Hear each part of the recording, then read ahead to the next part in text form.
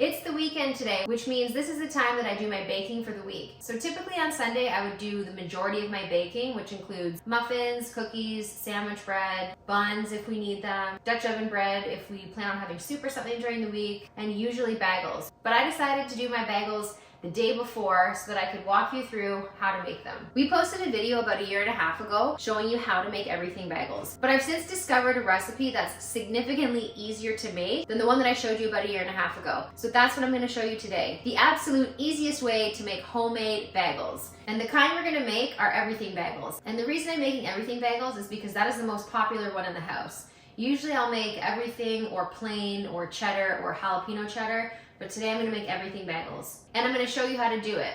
I also make my own everything bagel seasoning, and I can tell you how to do that too. In the other video, when I showed you how to make the bagels, I did that recipe by hand. So all the ingredients went into a bowl, I mixed it up by hand, I let it rise, and that was how I made the dough. But this time, I'm gonna show you how to do it using your bread maker. And if you don't have a bread maker, that's fine too, because you can still do this recipe by hand, and it is still a little bit easier than the other recipe that I showed you. But I'm gonna be using the bread maker today to show you how to do it. And I'll put the link in the description for the bread maker that I use in case you wanna check it out. So first thing you're gonna do is you're gonna take your insert out of your bread maker, and you're gonna make sure that you have this little piece here. And this little piece is what goes in the bottom of the machine, and it's what mixes your dough and gets everything incorporated. So you're gonna wanna make sure you have this piece, because if you don't have this piece, your dough isn't gonna be mixed. It's just gonna be sitting in the bottom of the machine. So make sure you put this piece in first. So I'm gonna go ahead and put this in the bottom of the bread maker insert, and then we're gonna start adding our ingredients. The very first thing you're gonna add to your insert is water.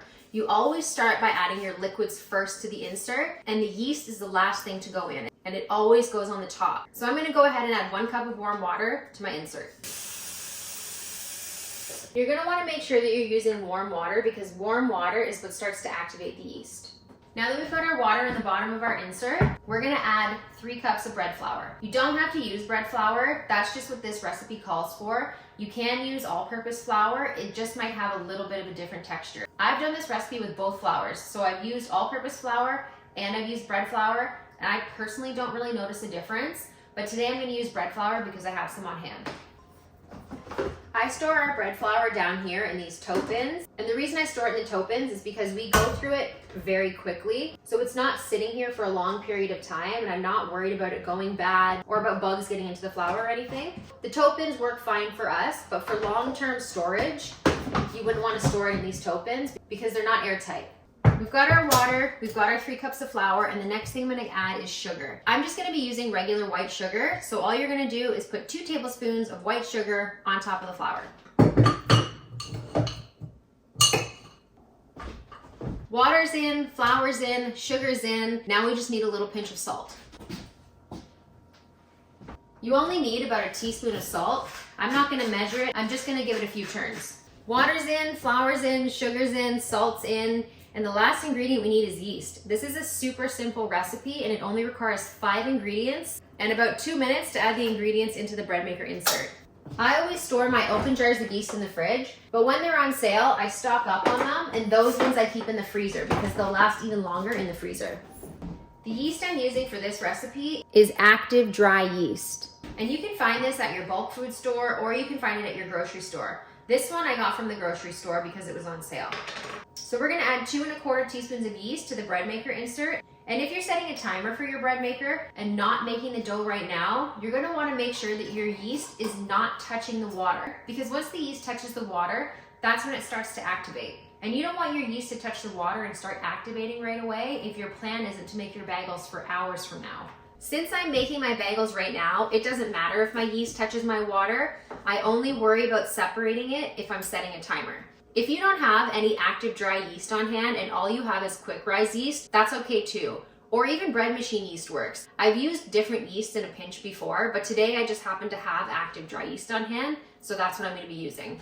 All of my ingredients are in the bread maker insert. All I have to do now is put the insert in the bread machine and turn it onto the dough setting. The dough setting is typically 1.5 hours, and it's gonna do all the kneading for you and the proofing, or in other words, the rising. I find it really helpful to use the bread maker because I have other things that I need to get done right now. So putting this into the bread maker and leaving it for an hour and a half frees up my time to be able to go do other things. And I've got a truck full of hay to unload after this. So I'm gonna put this in the bread maker, I'm gonna turn it on to the dough setting, and I'll come back in an hour and a half and the work is gonna be done for me.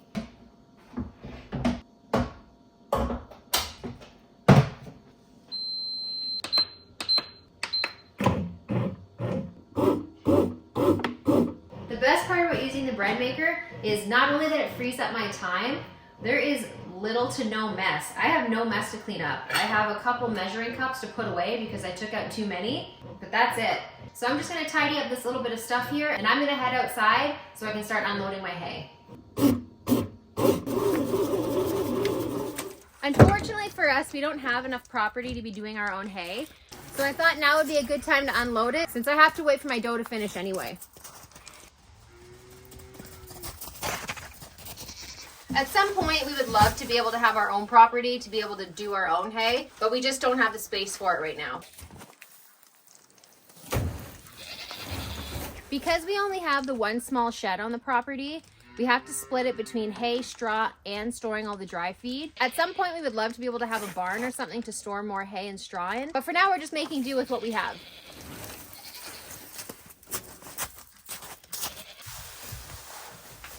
I'm just gonna unload the rest of these bales, go check on the animals, and by then our dough should be ready to move on to the next step of making bagels.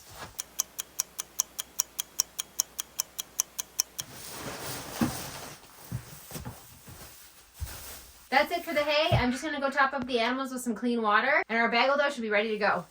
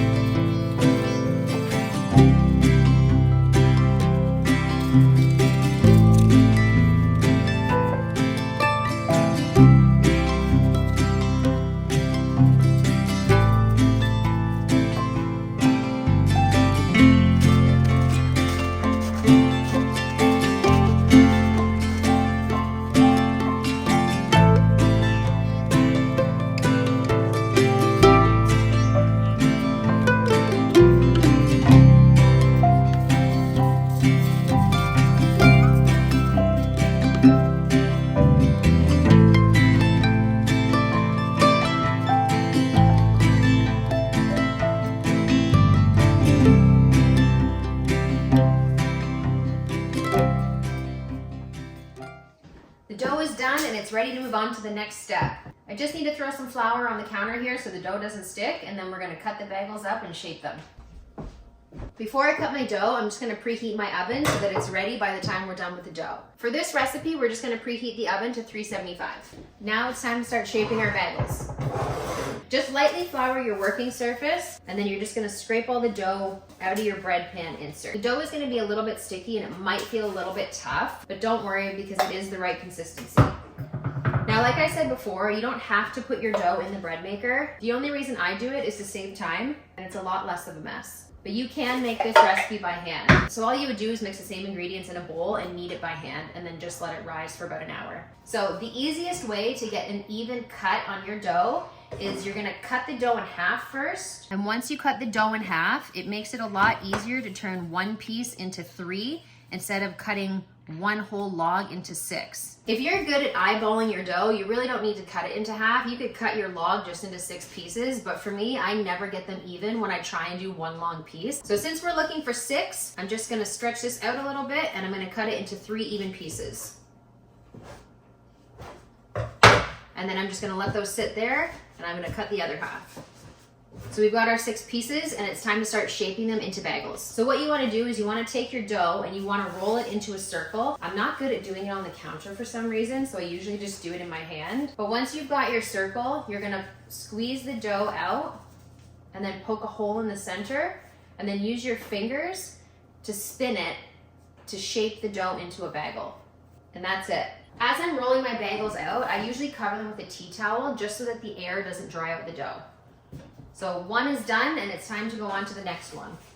Our bagels are done in shape, so the next thing we're gonna do is we're gonna get a pot of water and we're gonna put it on the stove and bring it to a boil. In the pot of water, you're gonna add about a 1/4 cup of sugar or a 1/4 cup of honey. I have honey, so I'm just gonna use honey, but I have used sugar before and it does the same thing.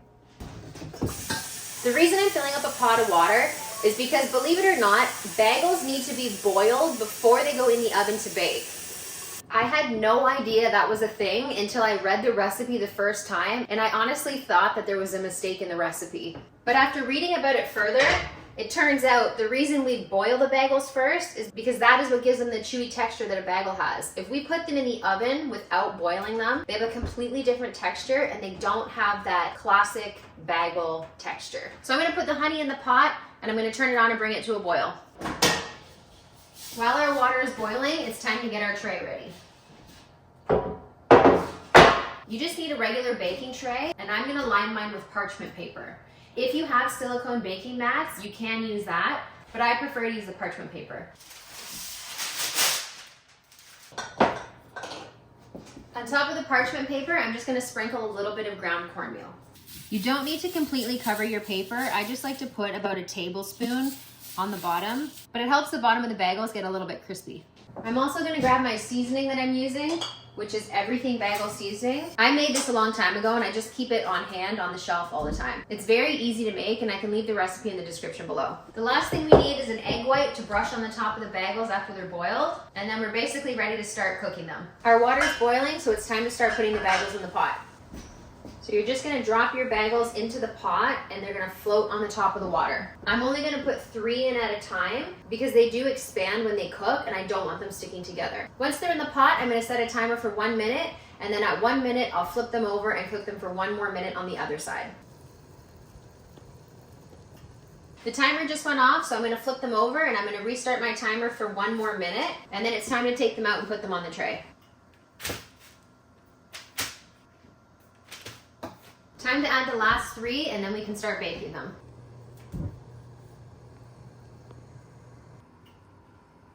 The timer's gone off and it's time to take out the last of the bagels, and then we can brush them with our egg whites and season the tops of them. I just have one of the eggs from our chickens in here, and I'm just going to use a brush and brush the egg whites on top of the bagels.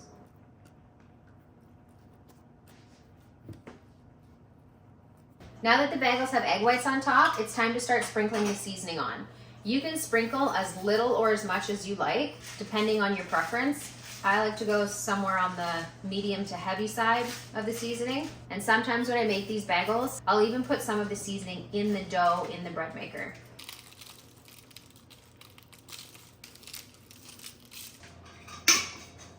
Seasoning's done, and now all we have to do is put them in the oven for 20 minutes.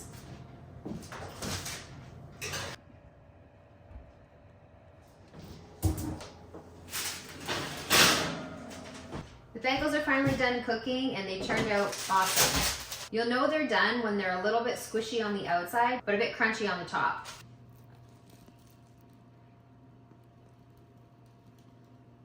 I'm just gonna take these off the tray and let them cool. And once they're completely cool, I'll just store them in a reusable Ziploc bag. I don't usually leave these on the shelf. I typically will put them right in the freezer after they're cool, and then we can just pull them out as we need them. Homemade bagels don't last as long on the shelf, so they do tend to go bad within a few days. They'll start to go moldy, unlike store-bought bagels, which seem to be able to last on the shelf forever. That's why I put them in the freezer, just to have them last for the whole week. So there you have it, the easiest way to make homemade bagels. It really can't get any easier than that. That's it for this video. If you do end up using this recipe to make homemade bagels, make sure you let me know in the comments how they turned out. And I'll link the bread maker in the description, and I'll also give the recipe for the everything bagel seasoning in the description. And I'll also list the ingredients for the bagels in the description as well. So that's it for now, and I'll see you on the next one. Bye.